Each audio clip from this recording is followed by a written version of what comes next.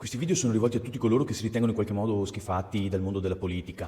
Buongiorno a tutti cari amici di Mestre di Venezia che ci seguite sui social. Allora, oggi è lunedì 23 marzo 2026 ed oggi vorrei parlarvi di occultamento dei fatti, quindi in qualche modo di informazione e soprattutto anche di disinformazione. Grazie, continuate a seguirci. Questi video sono quindi rivolti principalmente a chi non è andato a votare negli ultimi tempi e a chi non ha nessuna intenzione di andare a votare. Dunque sono rivolti a chi non conosce prima il Veneto e non conosce nemmeno il sottoscritto Francesco Vianello. Sia chiaro che avete tutta la mia comprensione perché anch'io fino a poco fa la pensavo esattamente come voi.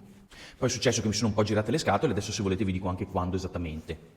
Allora, tutto risale in occasione del referendum del 22 ottobre 2017, quando tutti i media nazionali hanno volutamente occultato, insabbiato e oscurato il fatto che 2 milioni e mezzo di cittadini del Veneto si erano recati alle urne per esprimere un loro pieno diritto costituzionale, che era quello all'autonomia differenziata. Sono stato profondamente deluso, amareggiato, per cui in quel momento io personalmente mi sono sentito trattato come un cittadino di serie B, che quindi la mia espressione e il mio voto non era servito assolutamente a nulla. Allora mi sono detto questo è il momento di passare all'azione, per cui ho navigato tanto sul web cercando di documentarmi il più possibile, leggendo articoli e visionando decine e decine di interviste di esponenti politici locali di quel tempo.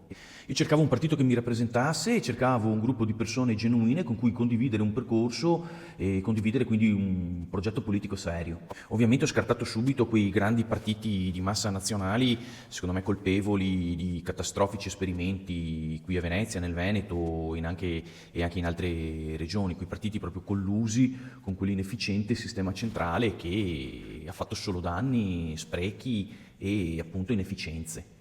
Ho scartato anche quei gruppi in cui c'erano cappetti dispotici e narcisisti, oppure dove ci fossero troppe implicazioni, troppe cose oscure, tipo, non so, condanne passate in giudicato, oppure goffi patteggiamenti, oppure pesanti indagini tuttora in corso. Quindi capite che poi il campo d'azione sia veramente molto molto ristretto.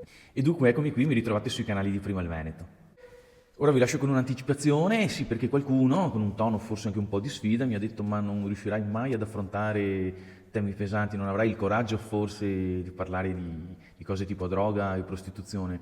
E invece no, sto lavorando anche su questi video, per cui vi prego di continuare a seguirmi sempre qui e sui canali che vi ho già indicato in un altro video precedente. Ciao a tutti e buona giornata.